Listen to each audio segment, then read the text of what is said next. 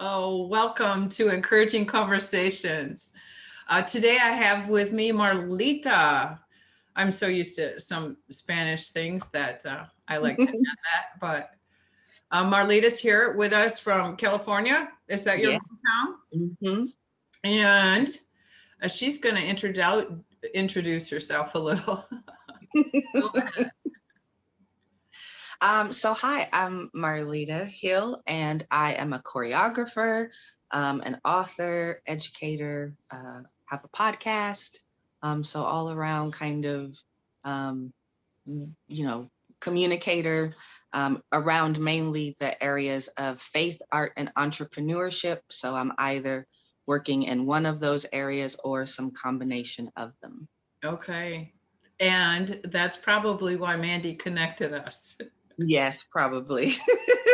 Oh, I am Judi, and I'm over here in Holland, Michigan, and I am a certified entrepreneurial coach. I am a artist, a painter, and also work full time. So there is always more to life. Right? And I love to write. Right now, I'm digging through old files so that I can bring some of my writing from before to life again. Oh, that's great. Yeah, it's I, interesting. Yeah. I keep stacks of all of my journals and notebooks because I frequently go back and pull from things that I wrote years ago. I have a lot of mine are in files, and then I had corrupted files, so now I'm having to Uh, dig yeah, deep for them. It's been I, interesting.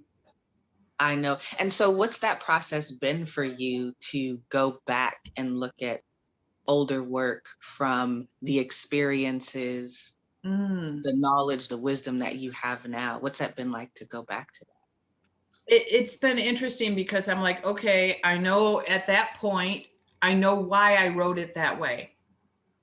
And I'm like, do I change it that? to, Yeah. to add the other 15 years or 10 years or 5 years Yeah. of things I've learned, or does that become a new chapter? Because And those, that's yeah. life. Life is a new chapter regularly for all of us, isn't it? Yeah, and that's kind of the fun part, I think, of making those decisions is exactly what you just articulated is do I preserve what it was back then, or do I bring in all that I've learned since then? And there are wonderful reasons why you would do either one. I think the fun about it is that you get to choose and make those decisions. Yeah. Yeah. But I also think even your life, you just recently finished college, correct? Graduate school. Graduate school. There you go. Woo! Yes. So that, that brings you into a very new chapter. It does. It does. For me, graduate school, so I'm 42, about to turn 43, and got my MFA in choreography. So for me, graduate school was about reconnecting me back to my own creative practice, which I had put down several years ago to begin writing and building, this program that I do. And so this was an opportunity that came to me completely of the Lord. I had gotten to the place where I thought, well, maybe my practice as a choreographer is just something that I used to do, and now I work with artists, right? But no, not at all. So there were a lot of things that I had to work through physically and emotionally to tap back into my own creative practice and to remember, oh my God, I actually love this. Right. I love it. I remember my body moves completely differently now, but I love this art form. Yeah. I had some of that. I went back to college in my 40s too, and Wow, finally got a bachelor's degree. And nice. I never took the basics when I went right after high school. So I still had to get an art credit. I had Wow. put my art so deeply buried in a closet. But when I took that art history class, I'm like, I'm sharing. I had to do a presentation and it was on Monet, and I'm like, I could do this every day of my life. Yes. And and then teaching business to artisans in Haiti. I Mm, came back and then felt I was supposed to start up more with my art again. wow. So it's never too late. Ever too late. Ever too late. And so what was it like for you to resume your art practice later in life, especially coming with the knowledge of entrepreneurship and how important that is to us as artists? That was something I thought about before our call too, because when I had my new business degree, so I sat down and I wrote a business plan. Yeah. And also a lot of prayer time and a lot of listening to God. And he said, "Who told you to write a business plan?" So I went, okay, so what does this art look like for me in this? Right. Right. But what do you do as far as business or even me creating a painting? I've gone from more realistic impressionist scenes of landscapes to very abstract. So I don't always have a plan. Right. And Right. with your choreography, do you have every sequence written out, or are you letting your, I mean, I assume that you're also working with others, so you're just kind of saying, this is what feeling we want to achieve, correct? Yeah, my process is highly improvisational. Like Twyla Tharp kind of, well, she articulates a process that's a little more further along, but sometimes I go into the studio and have no idea what's about to happen. I'm just like, okay, I tried to think about an idea, nothing came to me yet. So we're just going to play with some movement and this dance will reveal itself. And it always does over time. So that's interesting where bridging uh, this gap between, or should I say, bridging this relationship between art and entrepreneurship, where in entrepreneurship, it's about having a plan and executing that plan. And art, there is some of that, but it's in a much more fluid and intuitive way. So it's not always possible to articulate your plan in advance like they want you to do as an entrepreneur. And so that's what I thought about when you were talking about, you know, your process. Yeah. I think it's Yeah. interesting. I mean, a lot of my original training was in accounting. So I know how things need to flow. You need to keep track of stuff. I did not want to go into taxes or be, I'm like, okay. So I have the left and right, but they don't want to go far this way or that way. Right. Right. And I mean, it's been so helpful. Like, what's been interesting for me to see is I even approach my entrepreneurship from the lens of a choreographer. I teach from the lens of a choreographer. So I'm actually interested to hear afterwards how your art practice influences the way you do business or vice versa. But for me, choreography is a lot like writing in the sense that there is, you state something and then there's revising it, there's editing it, there's figuring out what vantage point you're trying to come from, how do you want to present this, and that's what my work, even with working with people on the entrepreneurship side, is about. Like I was working with a young lady earlier today who she was starting to write a business plan. And I said, well, basically, the first thing you got to do is decide what business are you trying to build. That's the whole identity part. And then the plan is your detailing of how you're going to bring this business about.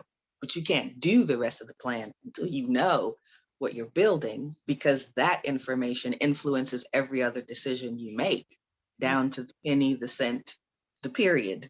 And so we talked about that. And that to me is so similar to choreography, because I can do a lot of things, but the identity of that dance and the subsequent decisions that I make don't come to fruition until I figured out what dance I'm actually building. Right. You know, What I think is the it's story? What's interesting. either like a business, what is the problem you're solving? What is the story you want to tell?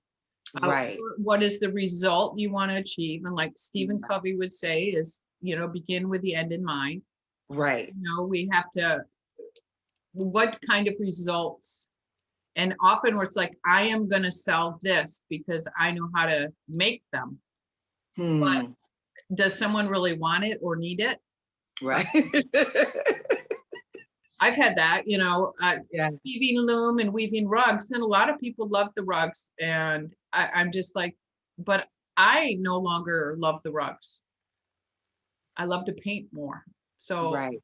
so that, kind of put a kibosh on that part of the business. But Hmm. it is interesting too, where some of our interests will fade or shift. Right.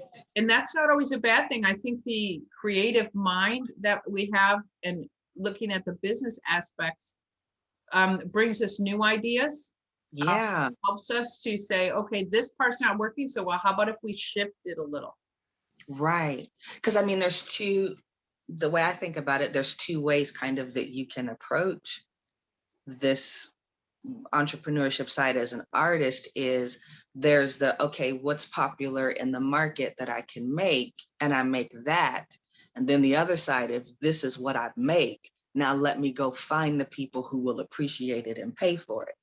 And with that side, it gives you the opportunity to have those seasons and those shifts in creativity. You want to shift from rugs to painting, that's fine. Now you just have to go find the people who enjoy painting. And then there you go. So it gives you that freedom and that fluidity when you're on this is what I make. Let me go find the people who connect with it. I think another part too is having that offer be something that you're proud of, because not everyone, I was in sales at a software company. Hmm. And after being at the software company for a while, I'm like, I really am not that confident of their software right now because they were coming out with a new release. Yeah. And I'm like, I really don't want to recommend right now that they buy and upgrade to your software. Right. So it became a little difficult. Wow. Wow. Yeah, I really enjoy the freedom of being an artist and an entrepreneur at the same time. And I really love the way that those two parts of myself have fed each other in my particular path and walk, in ways that I didn't know they would. Like I was not the artist that, the way I like to say, I was not welcomed through the front door. You know, I started late as an artist, as a dancer. It took me about 9 years to finally get accepted into a college for dance, because I didn't know you had to know how to dance to go to school for dance. I thought you went to school so you can learn how to dance. I had to learn the ways of the world. A little bit of both, right? Right. So there were a lot of things that I had to learn. So I was noticeably behind when I started because I started late. So I had to become resourceful, in the ways that I was able to move my art forward and get opportunities from myself. And so entrepreneurship, I think, was a natural byproduct of that, because like I said, they weren't opening the door. So I had to figure out how to like slide up through the baseboards or down in the chimney or come in through the faucet. I had to find creative ways, to move my work forward. Yeah. And I did some of that too. I didn't feel that I had, when I first started painting, Yeah. um, the big, I don't know, just I didn't feel it was good enough for the galleries. And back then, galleries, we Mm, had a lot more galleries around. I mean, nowadays everything's very different. But yeah. so I started actually doing, because I had the rugs and paintings, I started doing some home showings. So I would bring some Mm, art and rugs to people's houses. So the colors, they could all, invite your friends and they'd help really? get colors and things together. And that worked well the first few years that I was doing that. Wow, that's So I awesome. do like what you say about you have to find different ways and being unique in whatever you're offering Mhm. in creativity or in business. Being unique is very important because we can And buy another franchise, but right. And and I think what's important for artists on the in the entrepreneur side of their work is being able to articulate what that uniqueness is and what that difference is. And I know, and I get it, that we as artists hate having to think about the business side of what we do and all of the tasks and demands that come with getting your art practice ready to build a business and make money. But it is important for us to do, right? And actually is rewarding once we get over the the frustration of having to do it. But to be able to articulate what it is that you care about, what it is that feeds your work and those kinds of things, is useful and helpful. it is. And a lot of people will see something totally different in your work. It will, hit their emotions and their senses in a different way than what you even planned or dreamed. So that's one of the beautiful things about About and sometimes mhm, about a business. I know we wondered if we would go more art talk or business. It's fun how yeah, it's just been brought together. yeah, But I just think of restaurants too. And, sometimes the food is the big factor. Sometimes it's the atmosphere, right. wait staff, you know, it's not always just one thing. We need our senses to be engaged. Business is not just all black and white. Yeah. I mean, the whole thing, uh, Oops, you ended up on mute. about, can you hear me? Yes. Okay, good. But the whole thing that I've read about branding is like branding is different from marketing, is what I've read. That's how, marketing is informing people about what you do, but branding is like the feeling that people get, the sense that they get from interacting with your work.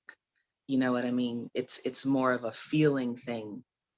And so I think that's really interesting. And I love how you talk about, we engage with work with all five of our senses, whether we know it or not. How we make people feel or what they take from our work is just as much a part of the work that we create than what we intend. Yeah. I did one exhibit and I put out a sheet of paper. I said, if you want to engage with the art, here's some questions. Interesting. Did people take you up on it? Yes. And I asked them, I said, I would like to use these in the future if you give me permission. So I had a release on the bottom too. And I I had a love few people come up to me afterwards, kind of in tears, Wow. say this particular piece and this and or this wall or display, they felt it and engaged with it so much more. And just like if you're watching, I mean, Olympics time right now, so everyone's watching. And Yes. we're all reacting differently, but when you give them kind of an outline or yourself an outline, what kind Yeah. of things do I want to notice? And in some ways, from facilitating the Artist Way workshops years ago, Mm-hmm. it's yeah, what are your senses doing kind of an artist date where you're I love just that. absorbing more. I love that. And I love that because it's not like you're telling people what to see, No. but you're giving them guidance on how to engage just generally. And then you're giving them permission uh, to for that to produce whatever it produces in them.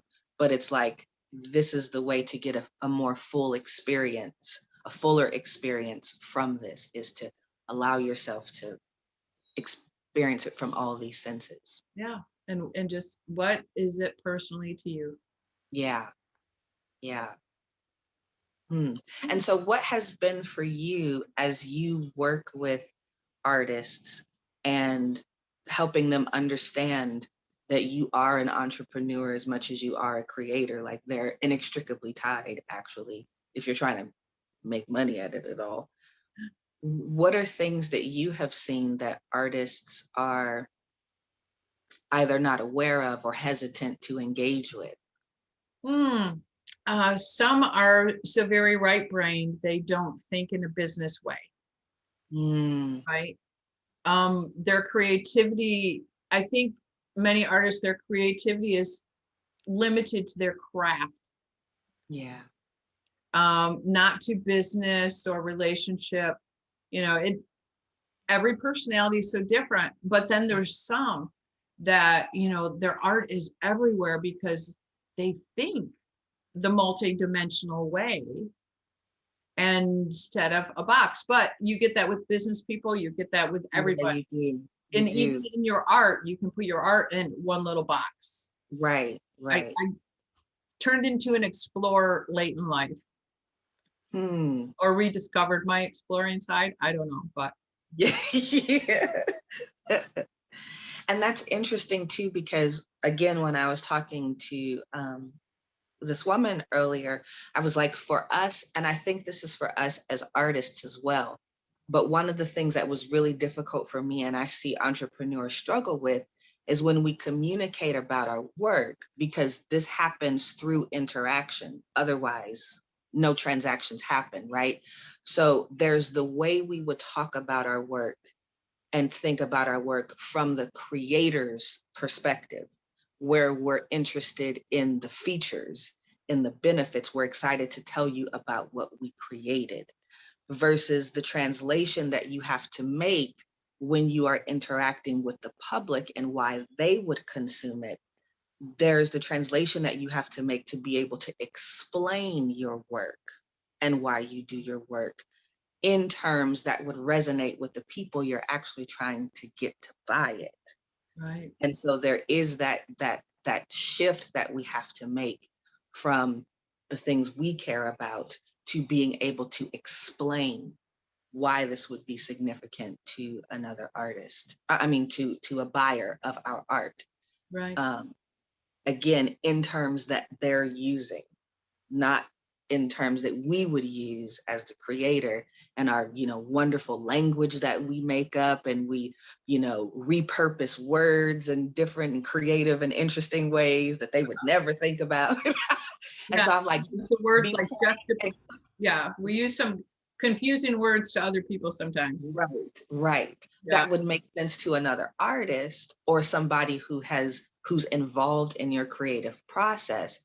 But when it comes to expanding the reach of our work to the general public, then it's not that you're, and I had to get her to understand, it's not that you're dumbing your language down. It's not that it's taking the creativity. I said, think about it like you serving a dinner, right? The plain, clear, succinct language is to get them in the house. Once you get them in the house, then you can be as creative and sexy as you want to at the dinner table because you have time to engage with them. But when you're trying to be fluffy with your language and creative at the beginning, it's like trying to serve them a buffet at your front door. Well, you wouldn't do that. Get them in the house first.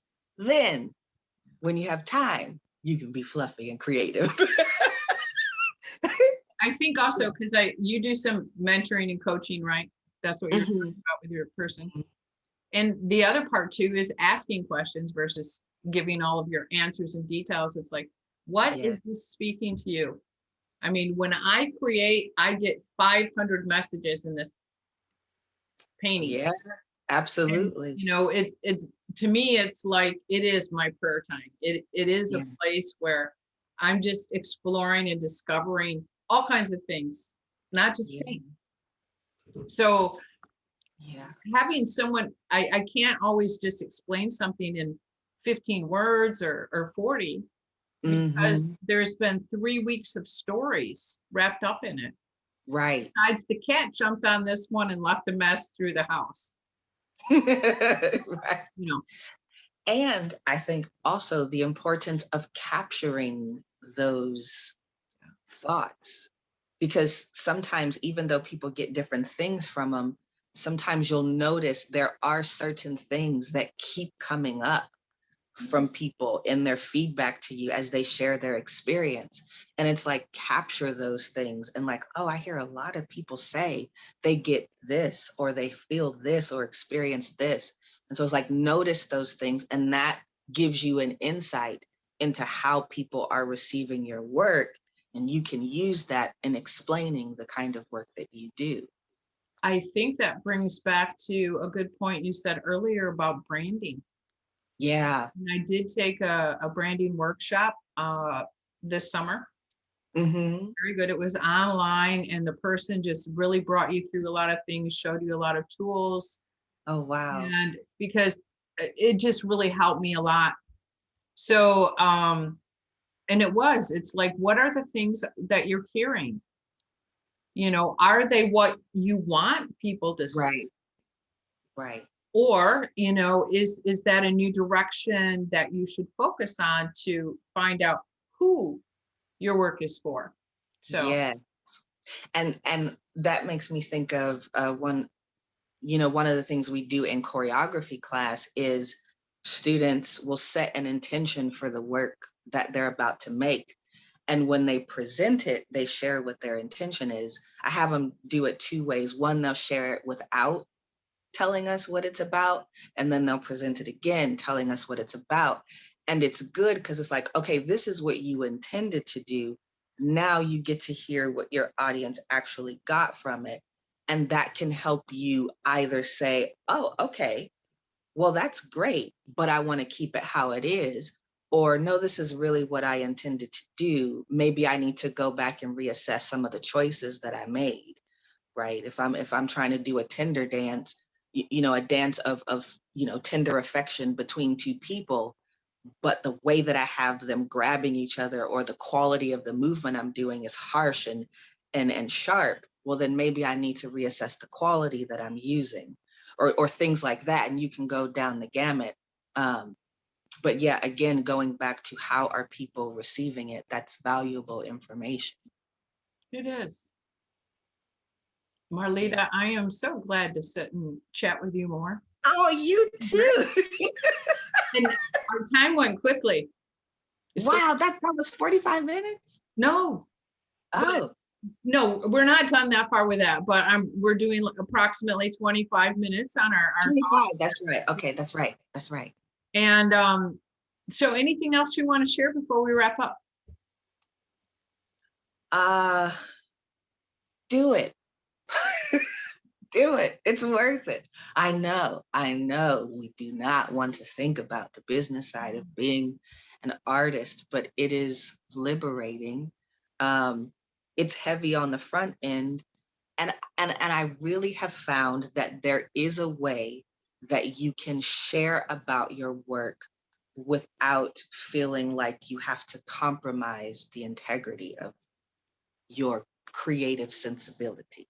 Right. Or And that it's everything has to end in a sale. right, right, There's so much pressure in so many places about everything being about a sale, and right. it's not. No, it's not. It's not. And it's especially helpful to think of what being a smarter business person Yeah. will allow you to do creatively, right? In a greater way. If I'm smart about my money, if I'm smart about the way I position myself, if I'm smart about the way that I get my work out, that gives me more opportunities to do the things I really care about as an artist. It does. Well, I think that you and I will connect again and talk some more on here. I look forward to it. So for today, would you like to just pray for our listeners and I we'll would. stop our recording? I would. Thank you. So, Lord, I just thank you for the opportunity to share with Miss Judi today. And I want to encourage the artists and creatives that will hear this recording. And I just pray for encouragement for them. And specifically, I pray that you would begin to show them how they can be um, more strategic in getting their work out in a way that lines up with what you have showed them for their path as an artist, and the wonderful ways that entrepreneurship lets us each carve out our own path creatively. I pray for wisdom and words and understanding and a greater knowledge of what it is that we do and why we create, who we're creating for, what we're creating to contribute into the world. That people would uh, develop a greater sense of paying attention so they can pick up the information that they need to help them articulate their work. I thank you for resources and connections and opportunities. I thank you for new strategies of how I can get, or I and artists can get greater reach with our work. I thank you for the balance that we would know individually, our own balance of what do I sell? What do I give away? What's for me personally? What is for marketing? That is individual for each of us, and that you are actually interested in navigating that journey with us. And most of all, I just pray for freedom, creative freedom, spiritual freedom Amen. for each of the artists listening, and that you would bless each and every one of them. In Jesus' name, amen. Amen. Yeah. Thank you so much, Marlita. Oh, thank you, Ms. Judi, for having me. Yeah, we'll talk to you soon. Okay.